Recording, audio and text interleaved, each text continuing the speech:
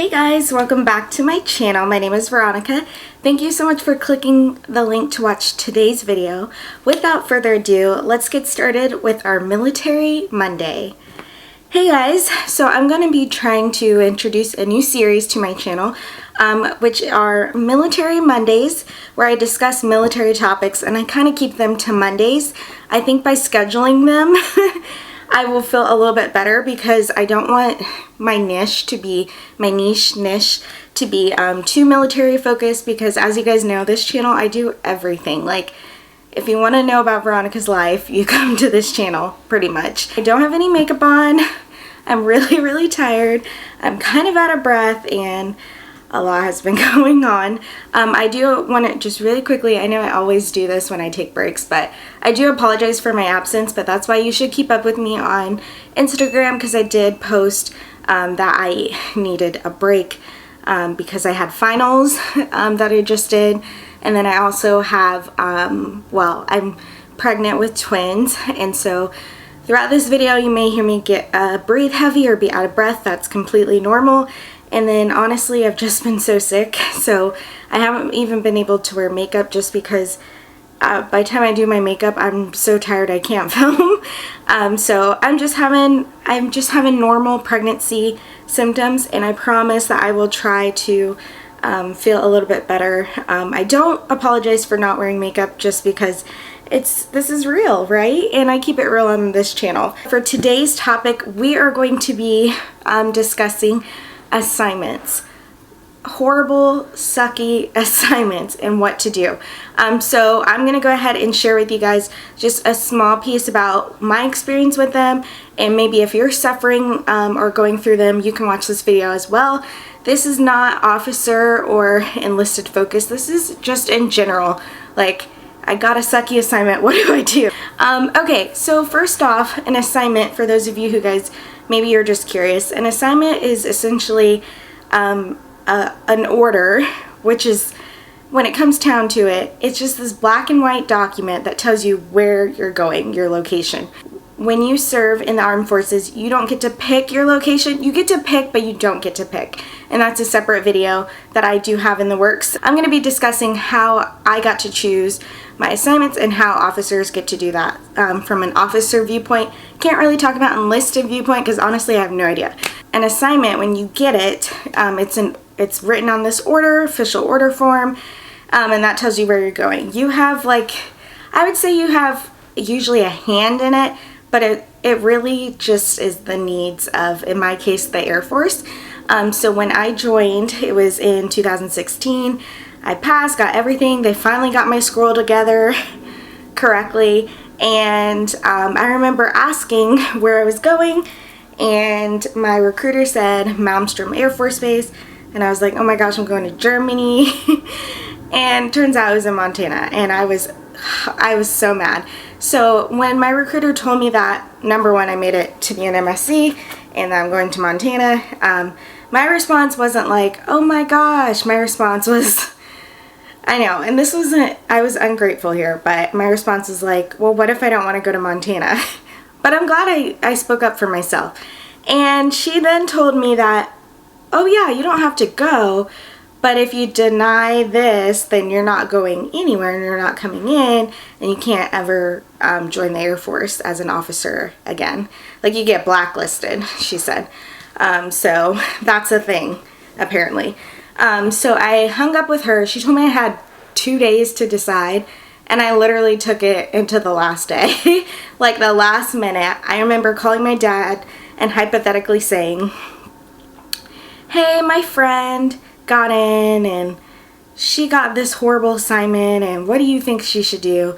And long story short, every, no offense, older armed person, military person always says this phrase, and I'm here to debunk, well, not debunk the phrase, but I'm here to give you another perspective. But they always say an assignment is what you make it, which is 100% true. It is what you make it. But at the same time, they're not the ones who have to go to that assignment. Sometimes they've been there, you know, and they're speaking from experience because they've been in so long. But I think as we become newer generations, right, we're starting to see the generational shift of the millennials and the Gen Zs and whatever letter acronyms are coming up into their own power. And the same things that worked for our parents do not work for us. Although I've been told like, oh, an assignment's what you make it, I kind of secretly roll my eyes on the inside because I'm like, yes, that's true, but sometimes you need to hear something else or some more support or feel a little bit more confident about it. And so I was pretty much, I wouldn't say depressed because that's like, I know what depression is, and I think I was just super unhappy with my assignment. And I will say that going to that assignment was like a two-edged sword, right?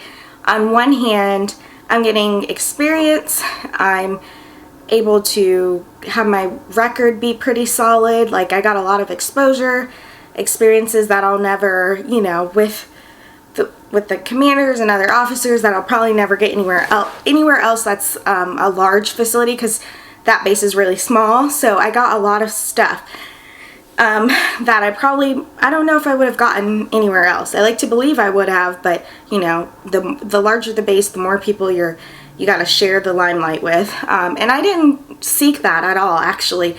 And then the other half of the sword is you are burnt out. You mentally, it's not, I don't want to call it, because I would say it was almost like seasonal, you know, blues or seasonal depression, because it was like certain times I'd be like, oh gosh, the winters. And Montana is like 10 months winter. So that was really hard. And then just being single. So Lewis and I, we were not together. Have we broken up? I don't know. We only broke up once, but the timeline always gets me. But I remember I went off and I was like, screw you. We broke up and went to training. Then his friend had kind of gotten us back together. And so we were still boyfriend and girlfriend, but obviously my boyfriend's not going to come live with me. No offense to anyone else, but my parents would have never gone for that.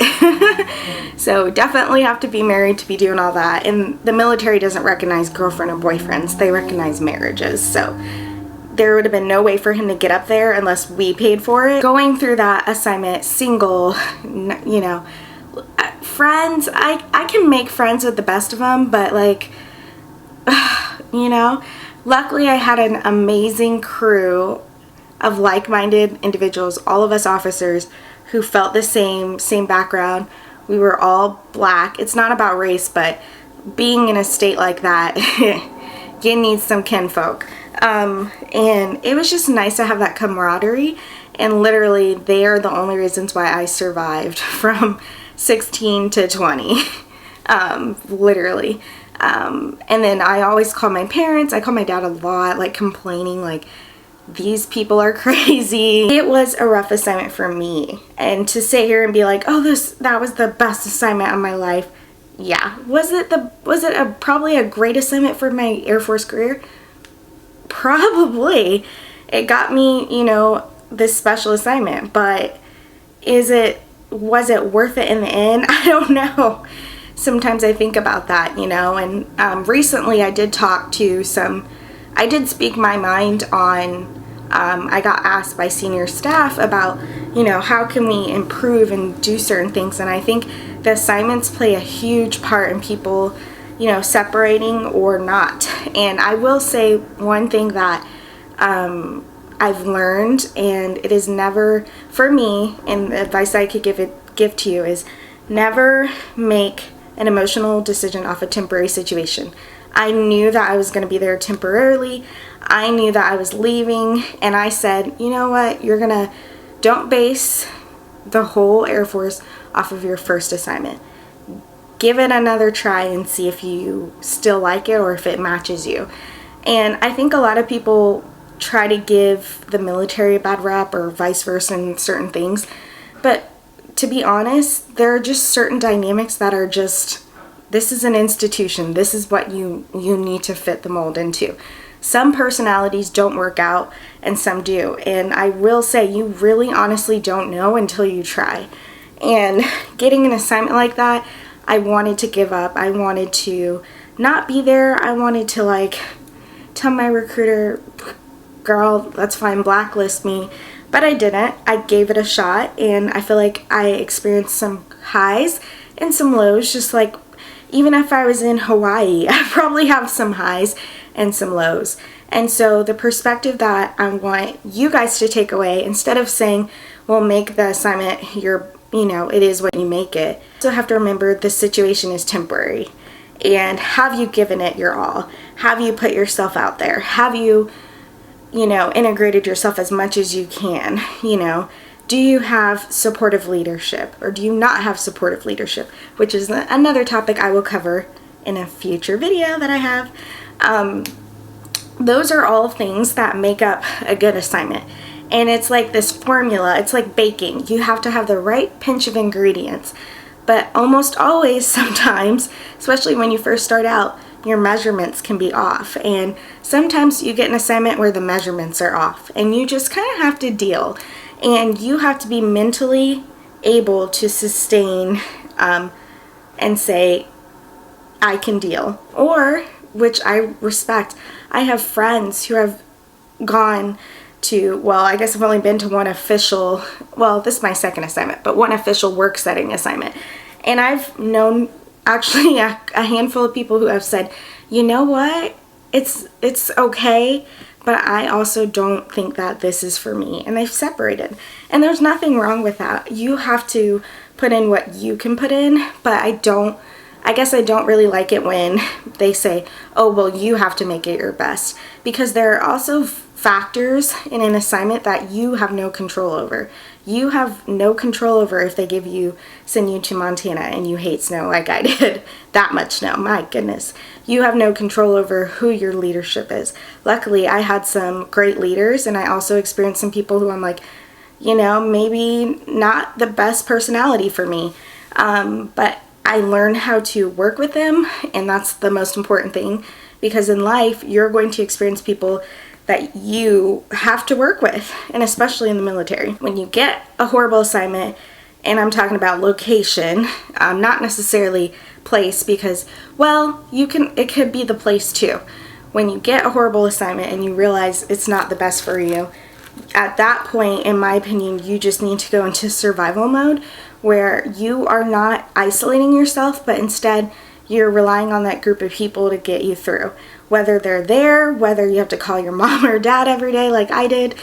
And once Lewis got there, it did get better because I had a person who lived with me who could really, he was there as much as he could be. Even though it was kind of hard at first because he didn't really understand the dynamics at all.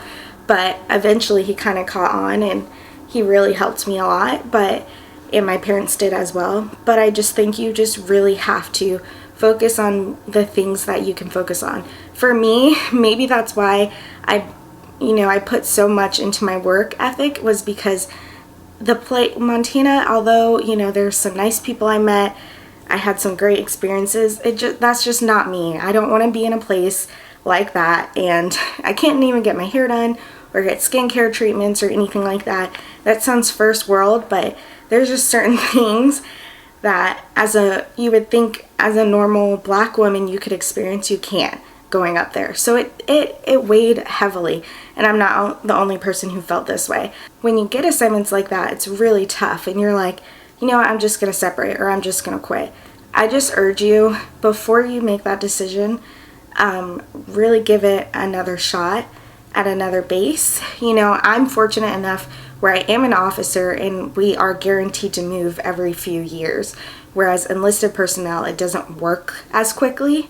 So I know that can be tough. If I were still there, it would be really tough for me. And that is something that I know I am privileged to experience. But I would just say, try to give it another shot somewhere else. Don't make permanent decisions off of something that's temporary. Don't let that supervisor mess with your mental health or your money. Don't let anyone do that. You have to be strong, and in some ways, I know they use this word a lot, resilient, because at the end of the day, you are still providing a great service for your country and yourself, and you're still getting paid, and you know, there's resources to fight against people who are not treating you well, although it's a challenging road, I'm sure. But don't sit there and allow people who matter, but at the same time they don't matter. Don't allow someone who really doesn't, how much do they matter in your life, to drive you to insanity. And there are days where I vented, I wanted to punch someone. Of course I didn't do any of that, but you cry, you're like, oh my gosh, what is this, what the rest of the world is like?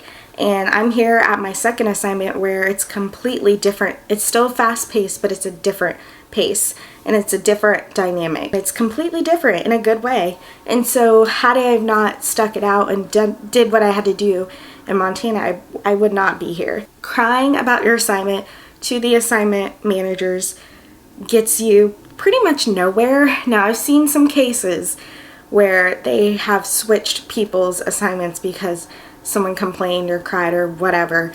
For officers, though, I will say that's not a good look, especially word gets around that you're trying to get out of your assignment. It's just not fun, especially because I've seen people not be successful at getting out of their assignment, and they still go to that place, and that commander and that leadership knows that you try to get out of your assignment. So it's kind of like, it's very delicate, but I would just say don't do that. Like, as much as I would hate it, and I know I'm not ever going back because I've already prayed about it, I've claimed it in the name of Jesus. If I were to get Montana again, I would not. I would not sit there and harass them and be like, no, you know. But generally, I did speak with the assignment manager, and they did tell me this is not everyone and it's not guaranteed, but basically when they give people assignments, they look for the different areas they've been in. So because I've been in that remote area, they're more than likely going to send me to different types of areas first before if I ever go back there. So by the time I potentially could go back there, it would be because I chose to go, because then I would be up for like a special higher job, like a commander or administrator, where it's like, okay, I'm putting in for these different openings. And that's kind of how it works. You put in for different openings and they match them in the most basic terms. And so on my list when I joined, they asked, it's like a dream, they call it a dream sheet. You have to put 5 CONUS, which is stateside, and 1 OCONUS, which is overseas base. And I did not have Montana on my list or nothing, but the reason why I got it was someone didn't do what they needed to do, and I think they got kicked out. And because of that, they needed an officer like right away. And so they sent me, and I just happened to get it. But had I not gone there, I wouldn't have met my good friends that I still talk to this day, and I wouldn't have experienced so many different things. Like going to school, and when they ask us like, oh, have you guys heard of this or that? I'm always like, yeah, we worked on that. Because I was interwoven so much into so many different things.